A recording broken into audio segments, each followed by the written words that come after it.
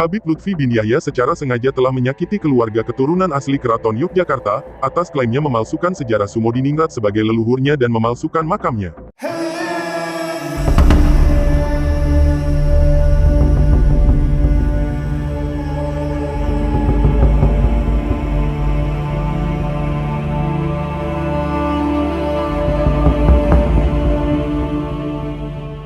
Jujur saja saya takut ngitung ini, karena tidak kuat.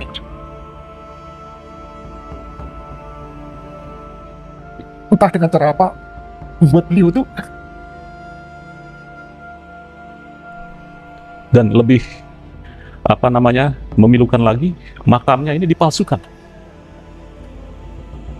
Pengaburan sejarah ini harus segera diselesaikan, dan harapan saya ini tidak bisa selesai kalau kami yang berbicara di medsos ya, atau mungkin di media-media yang lain. Ini seperti yang kami telah juga diskusikan dengan sejarawan senior termasuk Pak Anhar Gonggong, harus ada keterlibatan dari pemerintah. Lebih khusus kalau Semarang tentu ke Pak Gubernur Semarang, begitu pesan beliau. Karena pertama untuk menjaga keaslian sejarahnya, kedua pemerintah juga biar memiliki kepedulian terhadap sejarah. Bayangkan seorang yang telah bertaruh raga dan nyawa untuk kerajaannya, skup kecil kerajaannya, tapi skup luas bahwa jiwa patriotis itu adalah jiwa bangsa kita, bangsa Indonesia, otomatis beliau adalah pahlawan kita semua. Ini jangan sampai tercemari dengan pengaburan.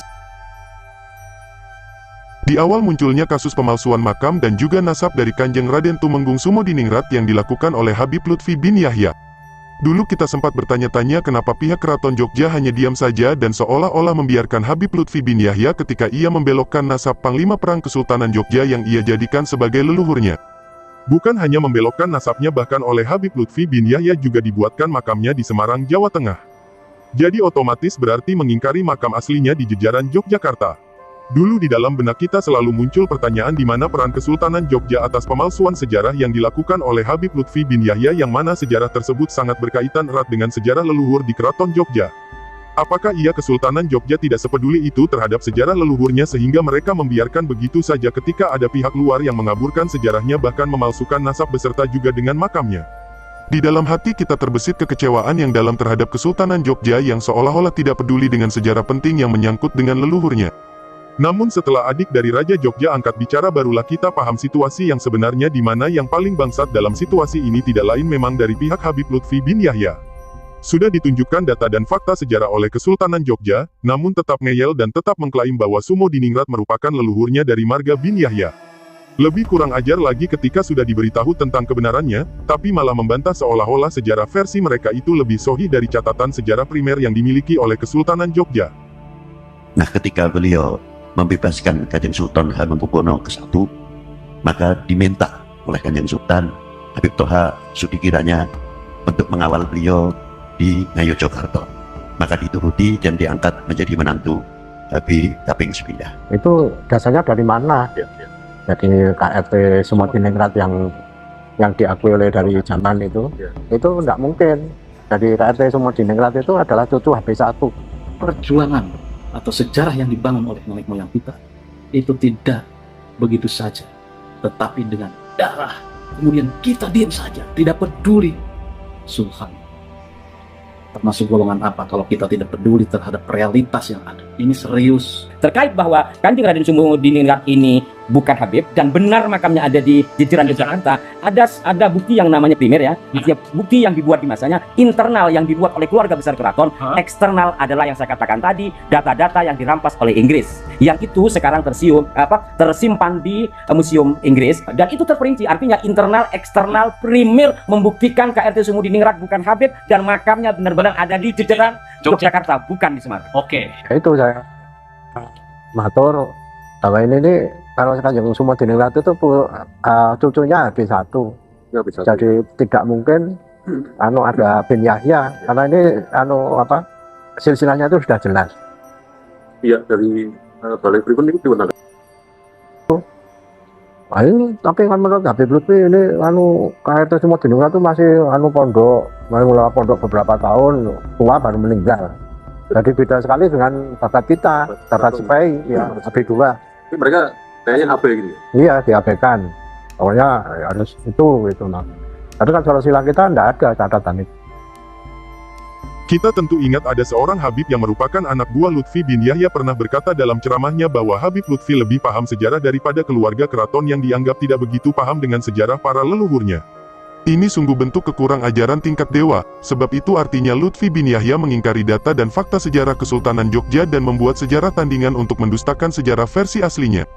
Maka dari itulah jika ada kaum muda yang menganggap kita bangsat karena telah menyerang dan berusaha membunuh karakter seorang ulama, maka kita katakan sekarang bahwa ulama kalianlah yang memang bangsat sudah membelokkan sejarah bangsa, memalsukan nasab hingga berani mendustakan sejarah aslinya yang bersumber dari Kesultanan Jogja. Semua data dan fakta sejarah sezaman, baik data internal yang ditulis oleh keluarga maupun data eksternal yang ditulis oleh Inggris, sebagai pihak yang menyerang Kesultanan Jogja, semua menunjukkan bahwa Sumodiningrat Panglima Perang Kesultanan Yogyakarta terbunuh dalam peristiwa yang kemudian beliau dimakamkan di jejeran Yogyakarta. Maka sangat dipertanyakan kewarasan akal kita jika kita lebih mempercayai dongeng Habib Lutfi bin Yahya yang hidup 200 tahun setelahnya daripada data dan fakta sejarah yang ditulis oleh saksi sejarah yang ikut terlibat langsung dalam peristiwa. Pemalsuan sejarah dan makam serta pembelokan nasab para leluhur bangsa sungguh tidak bisa terus dibiarkan begitu saja, karena itu merupakan bentuk kejahatan sosial yang luar biasa biadabnya, yang akibatnya akan mengancam sejarah kebesaran orang-orang Nusantara. Kita bisa bayangkan 100 atau 200 tahun ke depan jika pembelokan sejarah dan nasab para leluhur bangsa ini sukses besar, maka sudah pasti anak cucu kita di masa depan akan menjadi bangsa yang sangat lemah, tidak memiliki kebanggaan sebagai suatu bangsa, karena sejarah masa lalunya tidak ada satupun yang menyebutkan kalau leluhur mereka adalah orang-orang besar pada masanya. Orang-orang besar masa lalu yang sejatinya adalah leluhur bangsa Nusantara sudah tidak akan dikenali lagi oleh anak cucu kita sebagai leluhurnya, karena sejarah yang tercatat orang-orang besar tersebut adalah leluhur bangsa keturunan pendatang, dan itu semua akibat pembelokan sejarah yang dilakukan di masa sekarang. Lebih mengerikan lagi jika di masa depan generasi penerus kita akan menjadi bangsa pecundang, karena sejarah mencatat peradaban di bumi Nusantara bukan dibangun oleh para leluhur bangsa kita, melainkan dibangun oleh bangsa pendatang, sehingga anak cucu kita di masa depan sudah pasti akan menjadi bangsa yang sama sekali tidak memiliki kebanggaan. Kita akan terus melawan dan terus menyuarakan ini semua, hingga Lutfi bin Yahya minta maaf dan mengakui semua kesalahannya. Dan kita tidak peduli jika harus berhadapan dengan sesama bangsa kita, yang saat ini sedang menjadi pengkhianat bangsa, karena terus membela sang tuan majikannya, padahal sudah terbukti dengan sangat nyata bahwa orang yang dibelanya itu telah berbuat kejahatan yang luar biasa biadabnya. Kita akan terus bersuara sampai pemerintah mendengar suara kita, kemudian bergerak dan meluruskan pembelokan sejarah yang dilakukan oleh Lutfi bin Yahya beserta para kroni-kroninya. Jujur saja saya takut ngitung ini, karena tidak kuawat.